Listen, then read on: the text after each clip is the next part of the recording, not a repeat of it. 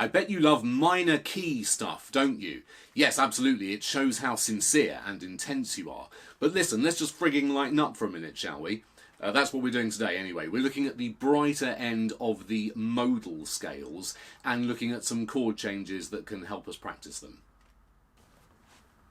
Okay, first of all then, and a sensible place to start with any discussion of the modal scales, we have the Ionian mode. I'm going to be playing all of these examples in the key of A for simplicity's sake, and the A Ionian mode is as follows. We have an A, a B, a C sharp, a D, an E, an F sharp, a G sharp, and then back to A.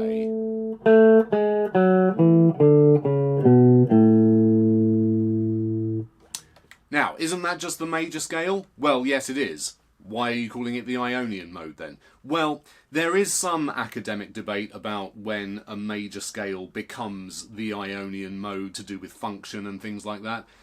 Frankly, I think life's too short. They are the same notes in the same order. So if it makes you happier, please call it the major scale.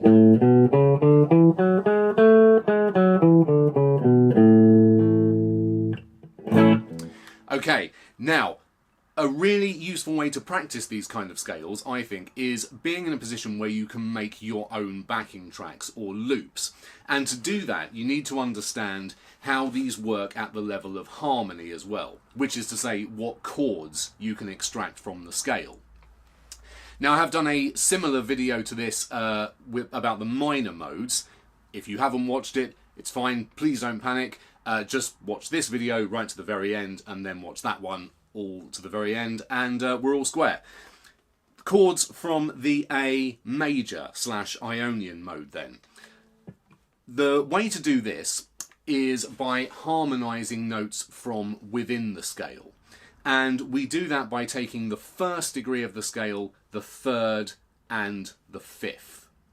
So for example, if we start from the A note, the first note, we then skip to the third note in the scale, which was the C sharp, and then skip up to the fifth note in the scale, which was the E. A, C sharp, and E.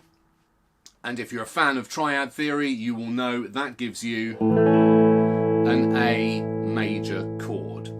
So we've made the most obvious discovery going. The chord of A major is in the key of A major. So that's going to be our home. And then we need another chord to go with that. We're going to go very, very simple chord sequence here. We're just going to work with 2 chords. The next chord we're going to go to really give the flavour of the Ionian mode, or major scale, is the chord built on the 4th degree of the scale. So that is the D. And we're going to follow that same process of root, 3rd and 5th.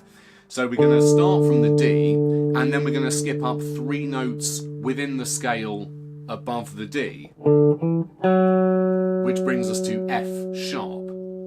And then 5 notes above the D is the A. So we have our second triad of D, F sharp, and A. And if you didn't know already, that gives you a D major chord. So we're going to use a very, very simple vamp of A major and D major. Something I like to do when practicing modes though is to use the root note as a drone running through it. So I'm actually going from A to D over A. We're reinforcing where the home base is by having that A note running through the whole thing.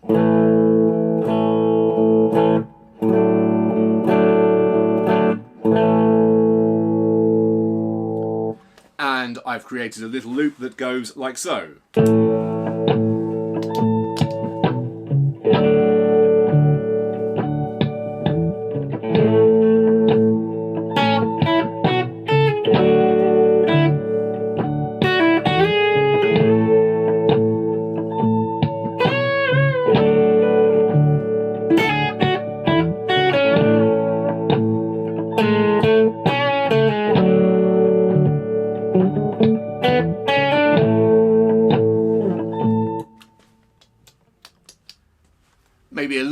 the slushy side for some people, but if you find it lacking in credibility, think of songs like Sunday Morning by the Velvet Underground or Motorcycle Emptiness by the Manic Street Preachers that use a major scale. Alright, let's see what the other modes have to offer then. Okay, next up on our modal journey we have the Lydian mode, which is different from the major scale or Ionian mode by simply one note. It goes as following: A, B, C sharp, D sharp, E, F sharp, G sharp, A.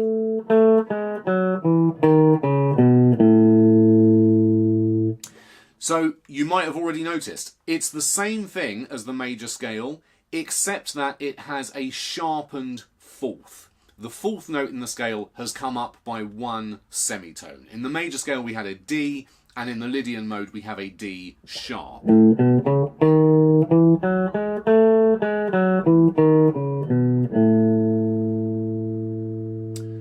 Which lends it a very interesting, almost surreal kind of an air.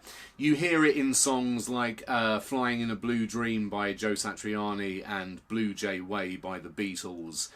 There's something about it that conjures the colour blue amongst composers, obviously.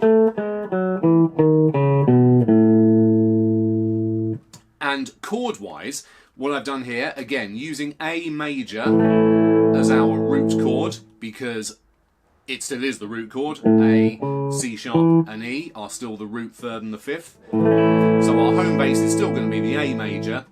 What we're going to do for our second chord though, we're not going to go to the fourth chord in the scale, we're going to go to the second, and we're going to build it off of this B note. So again, if we follow that process where we go up 3 notes from the B, that brings us to this new and peculiar D sharp note. We have B, D sharp, and then the fifth above that is F sharp, which gives us a B major chord. But what I've done on my loop here, I've retained that A drone to give it that kind of mysterious modal quality. So I'm going from A to B over A.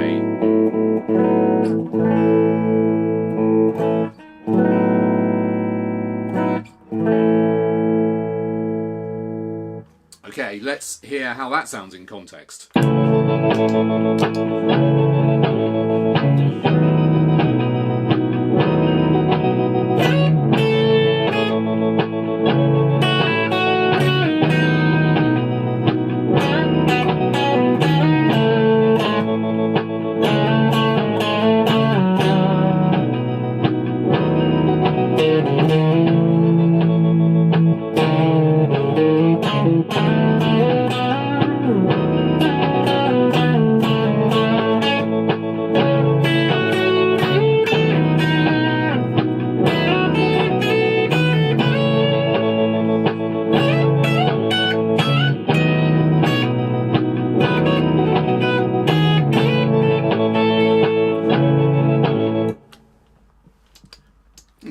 Pleasing enough. Alright, lastly then, let's check out the Mixolydian mode. Okay, lastly for now then, the Mixolydian modal scale goes like this. A, B, C sharp, D, E, F sharp, G, A.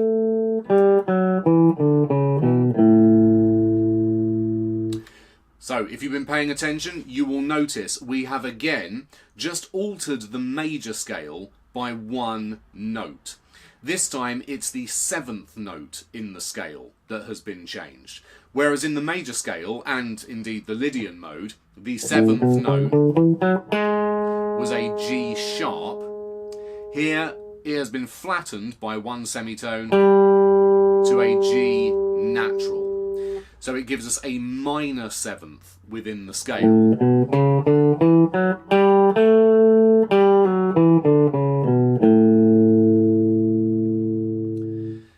And that that gives us the Mixolydian mode, and it's the perhaps rather unlikely through line between Sweet Child O' Mine by Guns N' Roses, Norwegian Wood by the Beatles, and The Hindu Times by Oasis. It's a really great compositional tool if you want to write something major key, but avoid some of the excessive sugariness, shall we say, you can get with the major scale. Doesn't sound quite so like it's made for children, if you like. So chord sequence wise then, we have yet again our A major chord as our bass, of course.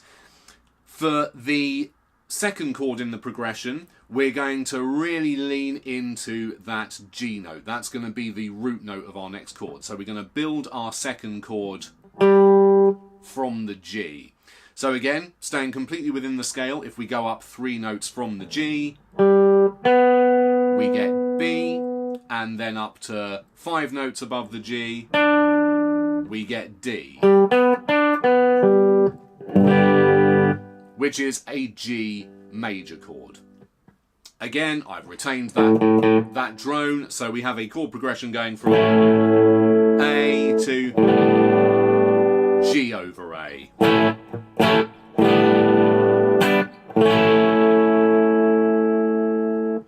Alright, and that goes like this.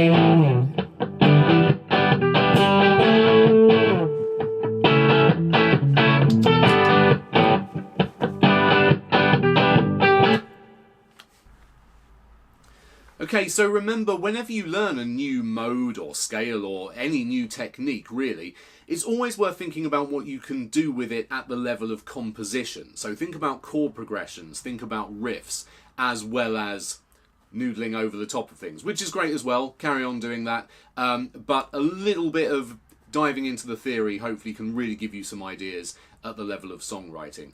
Anyway, really hope there was something of use and interest to you there. If so, please consider liking and subscribing. I really do appreciate it, and I'll see you with something else very soon. Thanks a lot.